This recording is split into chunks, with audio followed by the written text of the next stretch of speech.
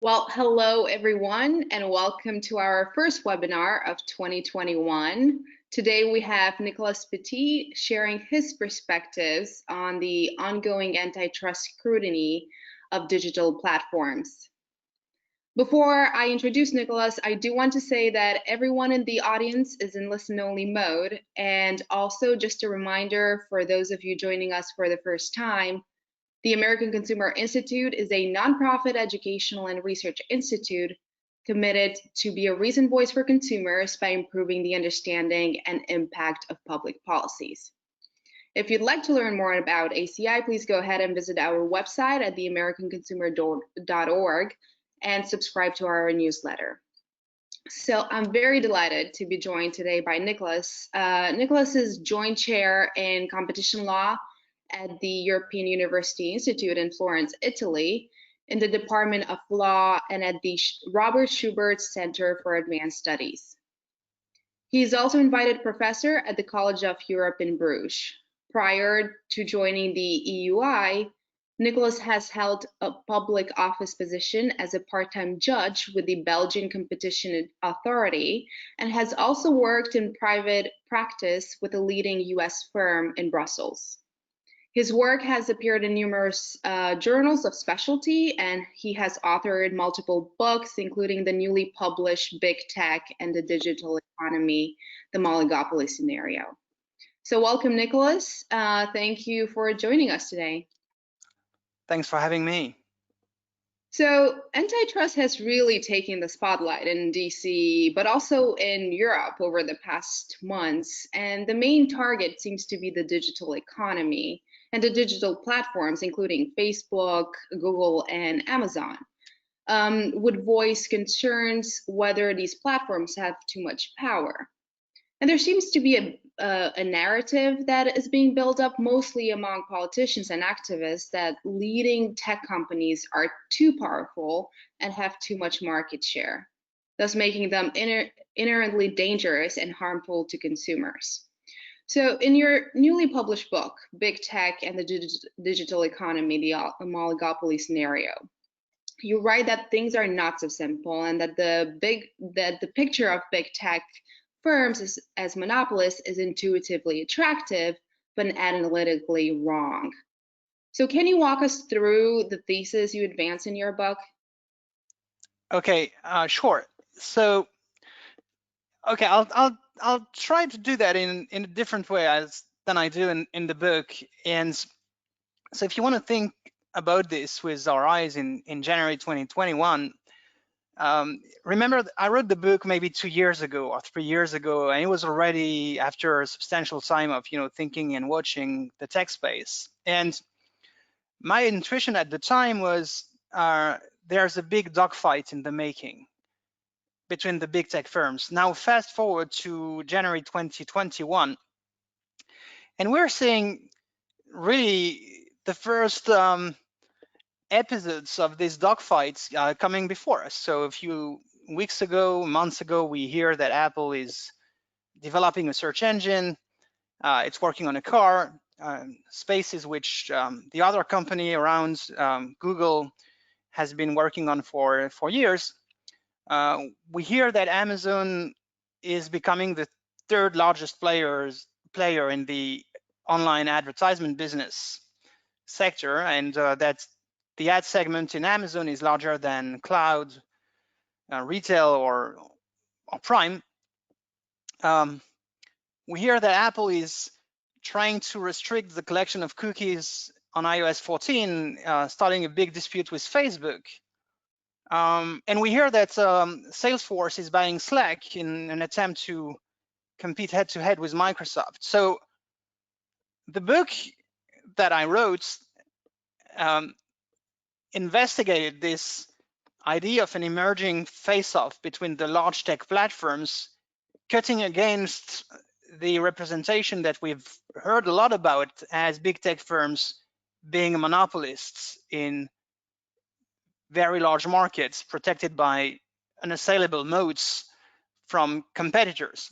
And in a way, what we're seeing today, that the forces of digital players are consistent turning against each other and jumping at each other's throats. And the book is really about this process where the big tech firms diversify in a wide array of adjacent markets and end up coming into crash collision with each other. So, do you think that the current US antitrust paradigm is sufficient to address conduct in digital markets, or is a new approach needed? Is the digital economy different? And if so, how is it different? Right. So, one key insight of my book is this idea that the tech giants compete by indirect entry. So rather than competing head to head with the same products, they start to compete with different products. They're providing different types of products. So there's reason to believe that the Apple search engine will be quite different from the Google search engine. The Apple car, same thing. They compete with complements. They do not compete by trying to commoditize the product of the incumbent. And the hard question, and the question you're raising here is whether the antitrust laws that we have in the US and in Europe can acknowledge that competition and protect that competition by indirect entry. And I do think that the antitrust laws on the books, they're good. They're open-ended statutes. They're susceptible to interpretation and adaptation. They're flexible. And so I think the laws that we have in the books provide sufficient margin of maneuver to accommodate and protect this process of indirect entry competition amongst tech firms.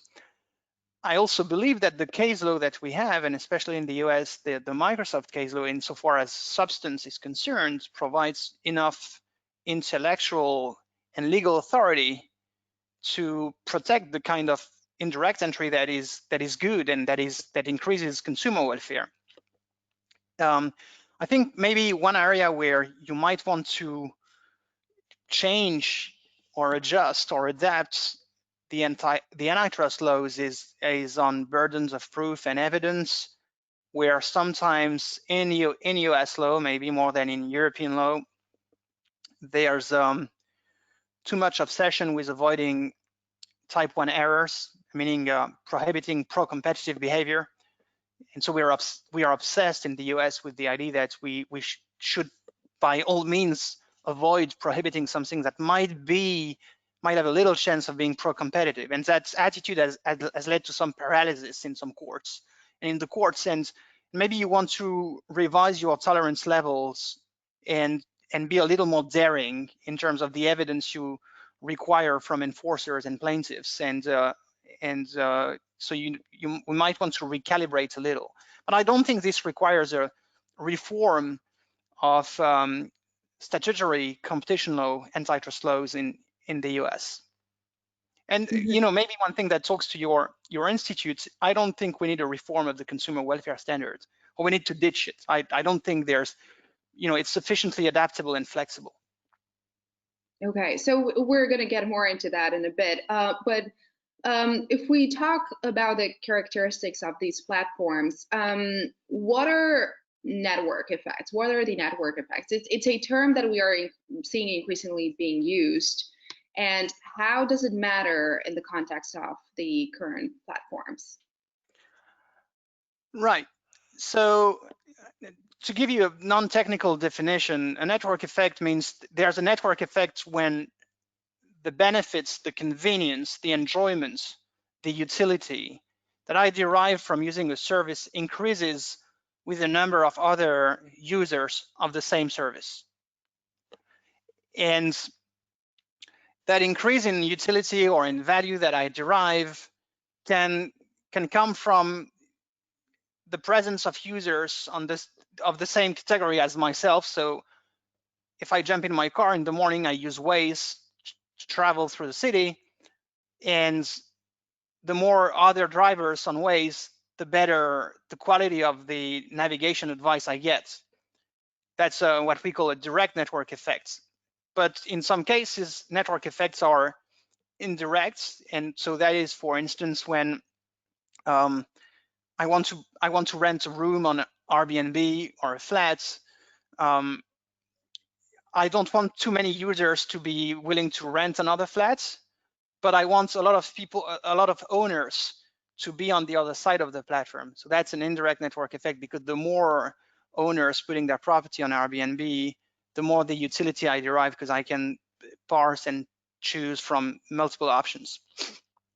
So the wisdom, so I think the important implicit question in your explicit question is, why is this concept relevant to policymakers? And the relevance of the concept is that in these markets where you have network effects, the company that starts to leap forwards, that registers more users than the other, very quickly exponentially increases and grows into a large platform, which can end up in a monopoly, with a monopoly position. And so there is this conventional wisdom that in markets with network effects, the firm that takes leads ends up dominating the markets and benefits from strong incumbency advantages. Now, it's tricky. It's more tricky than that. And network effects have a central role in some digital markets and a much more marginal role in others. So, think about TikTok, for instance.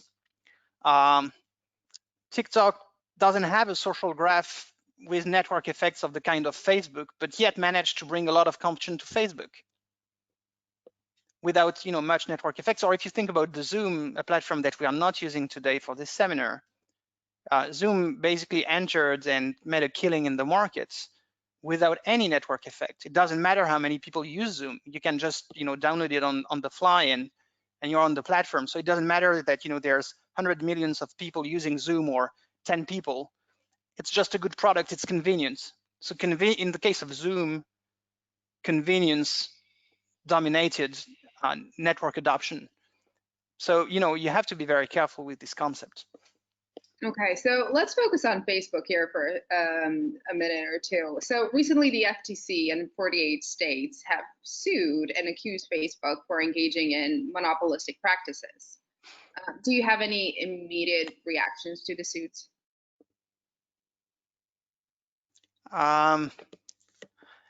Okay, so I tell my students and researchers that the role of academics and policymakers and scientists is to not reason with their guts, but with their brain.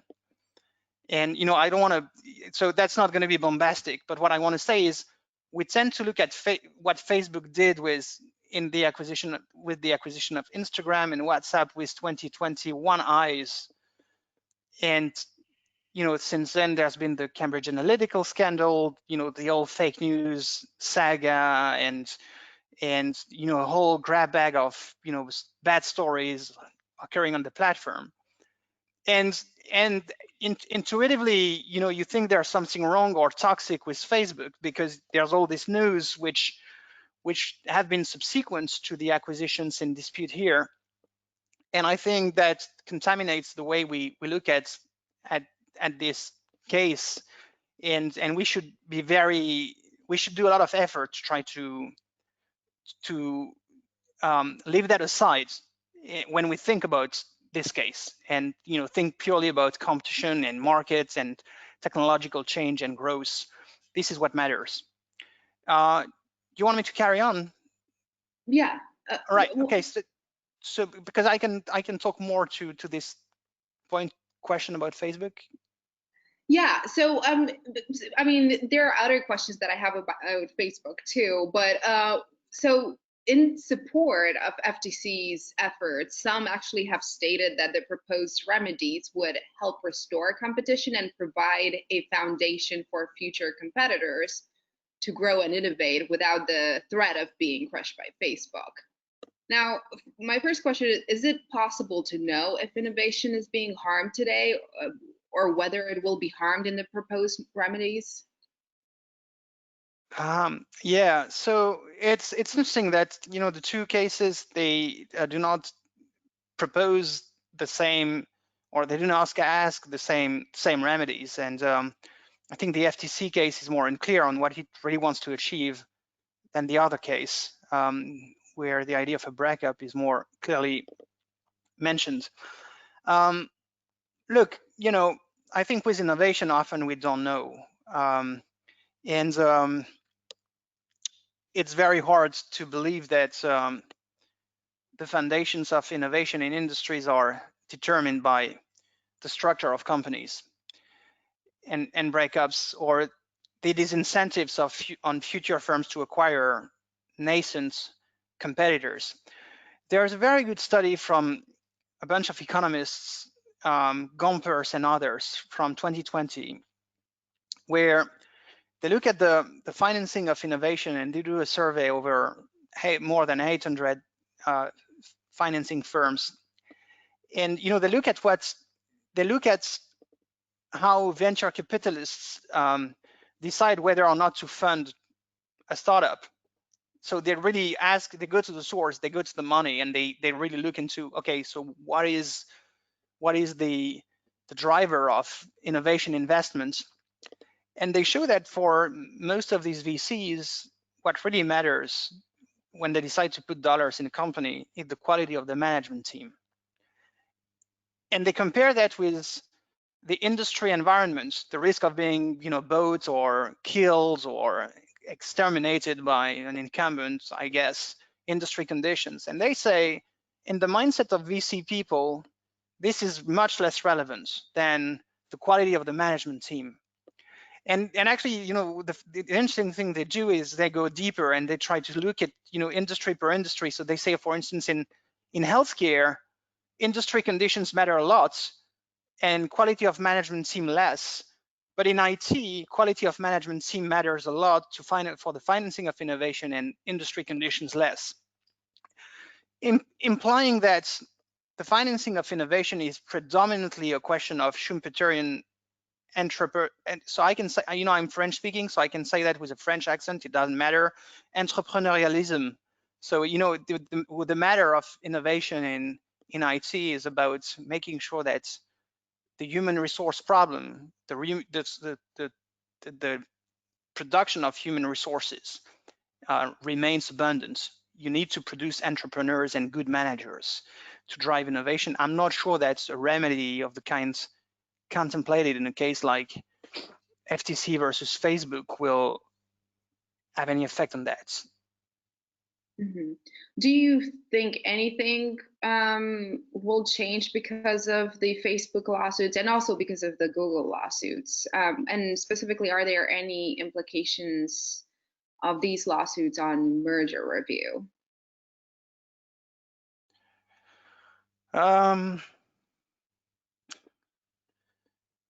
Yeah, so I think, okay, it's not an easy question.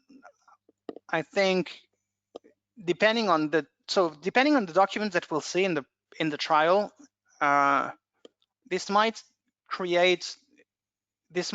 beef up the case for stricter merger review, right? So if we see documents which show that Facebook or Google in their acquisitions were extremely strategic, trying to kill competitor that they had spotted, and so on and so forth, there will be a stronger case for increased merger review and maybe changes in the law to catch these transactions, better and prohibit them and have them being notified and so on and so forth. I also believe that these cases might create incentives with digital firms to integrate very fast the assets boats so that it becomes extremely difficult for agencies exposed to disentangle the assets. So you create an incentive for more integration in a way, because the one argument that the tech companies will come up with, and that non-tech companies came up with before, is it's too hard to remedy these cases exposed. So and then again, you build the case for more stricter ex ante review. So I don't know. I mean, it depends on what we will see. But clearly, I believe that a lot of people want more information about these deals. So I think, yeah, my safe prediction is these cases will just beef up the demand for. We need more info on what's taking place because we don't know enough. So you alluded to this in the beginning, and one of the problems with the breaking up big tech movement is that there are too many conflated arguments. And when it comes to antitrust enforcement, is big necessarily bad? And is breaking up big tech the natural solution to follow to that? So one of the problems with the biggest bad and big tech is bad arguments is that the level at which the argument is made today and has been made in the past is too abstract. So maybe it's just an elaboration problem that, you know, it's the movement is very young and they've not gone through the practicalities, but it's been there for a while, and still it's really hard to see, you know, when these statutes will be. So if there's legislative reform or judicial reform, it's very hard to see where they draw the line. What's big, you know, at what level of market share, what kind of market share or other metrics you're taking into account to declare a company being a monopoly. And so it's fairly easy to write op-eds in mainstream newspapers about bigness and how bad it is, but it's another story to sit as a judge or an agency official and try to think about when there's a problem. And I think the main sin that keeps inhabiting this narrative about big is bad, they do not manage to move from the level of policy statements, very broad policy and abstract policy statements about the evils of bigness, to the practicality of applying a law that would go after no-fault monopolization. So that's one thing. That's clearly one thing. The other thing that I think this movement is not enough attentive to, and it's weird because it's not enough attentive to, and it's weird. They don't seem to acknowledge the fact that if you expand the set of objectives that specialized agencies have to optimize, you create a huge risk of having the agency becoming a sort of loose basket to which all sorts of constituencies go to address their problems, and you create a lot of risk of politicization and political harm twisting game. And it's a funny thing that they are not acknowledging that reality, because when the movements, I call them the neo-structuralists, talk about China, for instance, they complain a lot about the excessive politicization of all things economic in China.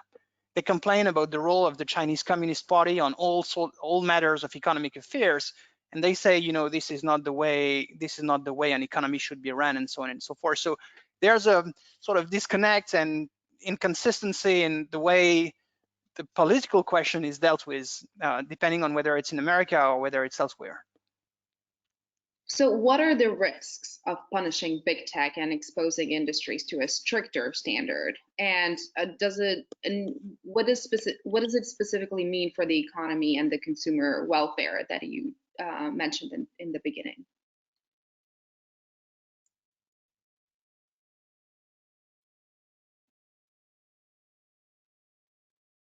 Hello? Nicholas, can you hear me? Yeah, I lost you. Yeah, I can. Okay. You froze. Okay, well, let me repeat the question. So, what are the risks of punishing big tech and exposing industry to a stricter standard? And what does it all mean for the economy and the consumer welfare standard that you mentioned in the beginning? As anything, there is an opportunity cost to focusing policy resources on big tech as a matter of priority, which is that you're going to leave a large chunk of the economy exempt or less subject to control. And there's a lot of work to do in other industries where problems might arise, problems competition or and I think the energy that we're spending on big tech and technology industry is disproportionate compared to the amount of problems, and there are problems that are present in these markets, and compared also to other markets in which you have very serious problems. So for instance, we talk about killer acquisitions by killers like Google, Facebook, and so on. I think we don't focus enough on zombies, which are these firms which hardly manage to cover their debt with their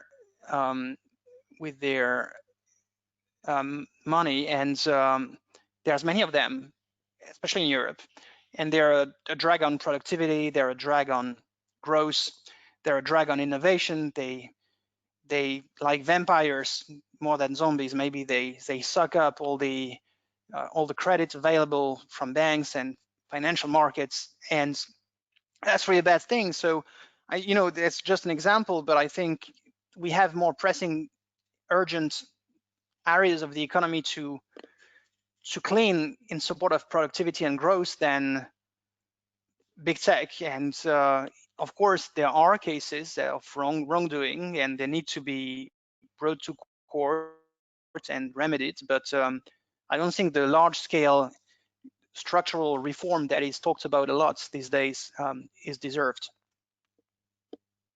So what would consumers get from breaking up these big firms? Would they see any benefits at all?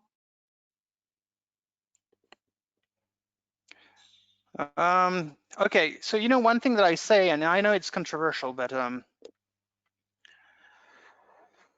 if you create policy measures or regulatory measures which will make it increasingly harder for companies which have operated under these sort of fake free business models where you're basically enjoying almost free products and services in exchange for data, for instance, or you're enjoying freemiums and there's more pricey versions.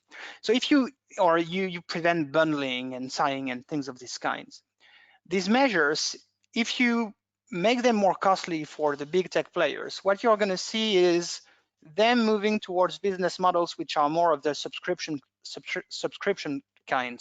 And I think in the long term, what you may see is an economy in which prices pop up a little bit everywhere. So, which was not the rule or the norm in tech, right? And so I think from one stage to the other, as we declare these business models based on free, problematic, and as we make them more costly by law, we are going to end up seeing more prices in these markets. And you can ask yourself whether that's a victory for consumers. I'm not sure it's a victory for all consumers. Some consumers can afford paying prices in exchange for more privacy, but some other consumers cannot afford paying a price in exchange for more privacy, and they don't care about it. So I don't think it's a big win for I don't think it's a win for all consumers. It might be a win for some consumers, and the hard question is which consumers tend to gain from these reforms, which will create more prices popping out in digital markets. Thank you, Nicolas. And we're coming to the end of the webinar, but I wanted to ask you if you have any concluding thoughts for the audience today. Yes, so it's okay. I have one thought, and I think the events that were witnessed these past hours on your side of the Atlantic are a call for more of what I'm going to say, which is when we discuss big tech markets and digital industries, the discussion is extremely polarized. And I think that even people like me who have made the case that big tech firms are innovative and productivity enhancing and contributive to growth, even people like me believe that there are cases of rapacious conduct which deserve to be tried and remedied by agencies and plaintiffs in the US and in Europe. This is not a 0 or 1 question where some people have to be against enforcement and some people have to be pro-enforcement radically. This is the question, the hard question for us is to think about these marginal cases, marginal in the sense that unique cases in which you believe that there is a wrongdoing. And when there's a wrongdoing, there should be enforcement, and the enforcement should allow society to see that there's been wrongdoing and not do it again. So I think the hard question for us is to find the right cases in which enforcement is deserved and let the others go. And with that, thank you, Nicolas, for your excellent insights and also for the discussion today. I would also like to thank the audience for tuning in. Thank you all and have a wonderful day. Thank you very much.